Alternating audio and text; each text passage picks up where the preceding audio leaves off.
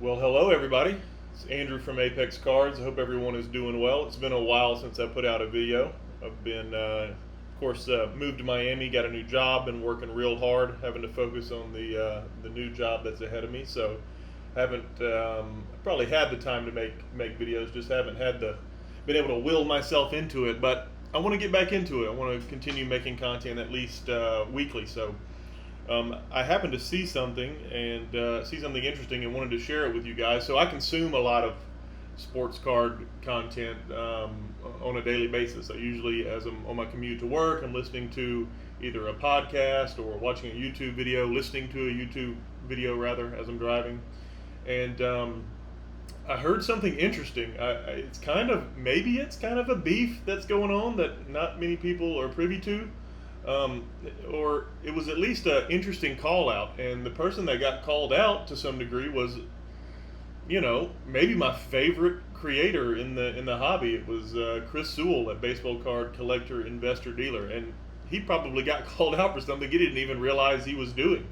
I think he may have actually just made a mistake, but when I heard it, and I'll explain here in a minute, when I heard it, I couldn't believe it. It made no sense to me. Basically, what has happened is that Chris Sewell produced this video here, which is a 14-card PSA Reveal. I love when he does these. I love this stuff where he shows this process where he's going through what cards he's submitting, of course. In this particular video, 2 of the cards came back ungraded, which if you've ever watched a PSA Reveal video, this is a very common thing. And we all know, right, when a card comes back in these top loaders or these semi-ridges, rather, the same thing that you sent it in, you got to pay, right? You have to pay. Well, or so I thought. So let me show you how this all kind of came about here. So I'm also a huge fan of PCSportsCards. They are one of the largest group submitters, and a lot of their submissions, when they come back, they'll show you every card that was in the submission, what grades they got, and this guy provides amazing commentary on those cards. And so I was watching.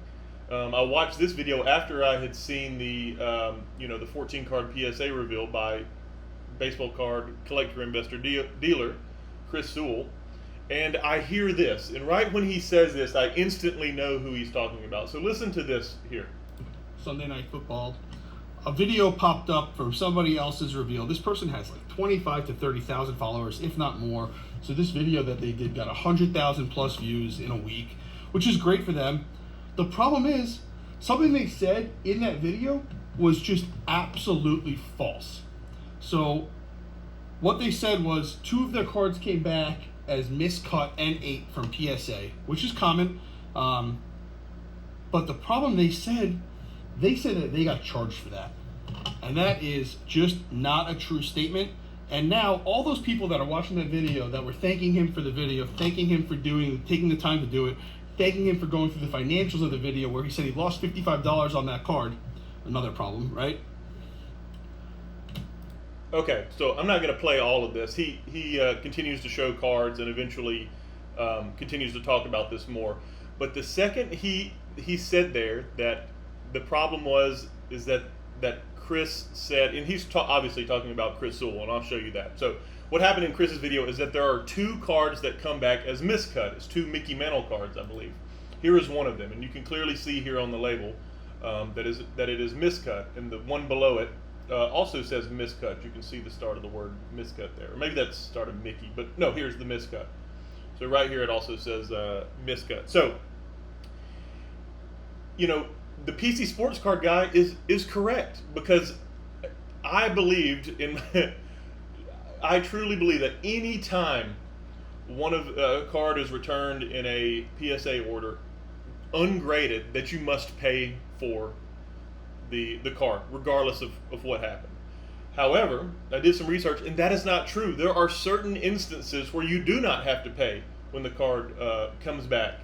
And miscut is, in fact, one of those reasons. So if you heard the PC Sports Cards guy, he says that the card came back N8. And I have no idea what N8 stands for, but, well, I do now because I looked it up. But if you go to PSA's Frequently Asked Questions, there's this whole little paragraph here that talks about the various reasons that PSA can't or will not grade an item. There's an N1 through N9. So N1 is trimming, then there's restoration, recoloration, questionable authenticity, alter stock, cleaning. That gets us up to N7. Let's see, minimum size requirements is N6. Miscut by the manufacturer is N8, and both of Chris Stuhl's cards were N8. So, right here it says, items that receive N6, N8, or N9 results will not be graded. So if it gets an N6, which is minimum size, miscut, or does not fit in the PSA holders, they will not be charged. So the PC Sports Cards guy is correct. Chris was not charged for these two cards here. Now, obviously, Chris didn't know that, right? There's far more reasons that you will get charged in this scenario than not. But miscut is in fact one of those reasons that you would not be charged. So you can see here And yeah, in Chris's as I look video. at it now, I noticed that, I actually thought this was reasonable. I was hoping for a 2 or a 3. I thought definitely has. Now here's the other Mickey Mantle that comes back. So both of these cards are odd. The cut is an odd cut. It's kind of like they're cut like a rhombus or some kind of funky shape where they're not exactly a rectangle. Is basically what happened here. So it's for sure a factory miscut, and you can see this one also says miscut, and for sure miscut is N8. So N8 miscut by the manufacturer. Yeah, so in this particular case, the PC Sports Card guy, as he is likely to be, was correct. But I could have sworn, I've seen so many videos where people say, and it could have been for these other reasons, like trimming or restoration or whatever. But in my mind, whenever a card comes back from a PSA order and it's not in a holder, I always thought you lost the grading fee for that card. But that is not the case. So I learned something here. So I found it really interesting that PC Sports Cards, they of course saw this and decided to call him out. Now, Chris Sewell is maybe the most beloved guy in the hobby, dude. You can't, in my opinion, there's no more honest person in the entire hobby. So this was obviously a mistake by his part. However, this is another interesting point. So you're welcome. I'll put the links in the description of this video that I'm producing here. You're welcome to go watch these videos. And if you watch the PC Sports Cards video, he goes on to say that Chris values the cards at $200 each, something along those lines. And he says that is not true, right? Because the cards have now been sent off to grading, and they have been proven to not be gradable by PSA at least. And so therefore the value of the card raw is no longer what it used to be. The act of sending it into PSA and receiving an N8 or miscut label decreases the value of the card, which is a very good point. And you'll see that in Chris's video, he values these cards at the raw value, because the whole point of this video is that he's going through each card one by one, and towards the end he assigns a value to the card. Okay, here we go. Yeah, let's see if I can find the ones here. Here's the valuing. So yeah. Okay, raw value $100, PSA fee $55, graded value $100, right? Because it didn't actually get graded, so he says he lost $55. He didn't actually lose $55, we know that.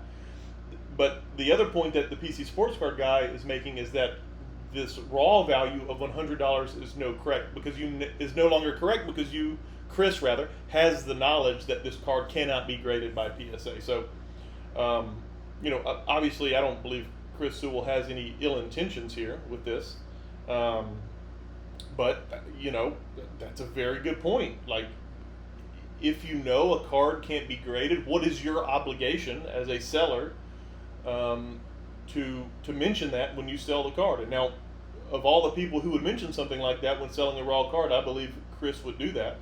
But at the same time, like, I might even what if he sends it into COMC and lets it sell through COMC or relist it on eBay raw? Does he have an obligation to disclose? I mean, I don't know. It's a tough. That's a tough one. Anything, and they just return the card to as is, and I guess I wish PSA would follow suit with that. The 68 mantle and so the other card Let's see if he shows the other one. Because one of them was valued at $200, or he had valued raw at $200. I think it was the other mantle. This one here. Yep.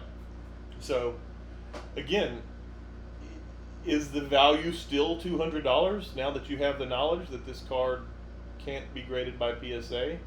Definitely looks off center. I mean, it could be graded at who might grade this? SGC might grade it. Another grading company might grade it. I don't know. Like, what is your moral responsibility at this point, having this knowledge?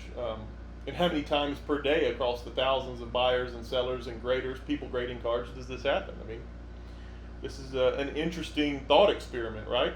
And I think PC Sports Cards' argument was that, not only was he wrong about the being charged by PSA, which for sure he was. I don't think Chris realized that, but also that he might attempt to sell the cards again for the raw value, which, in the opinion of PC Sports Cards, is no longer $200 or $100 respectively.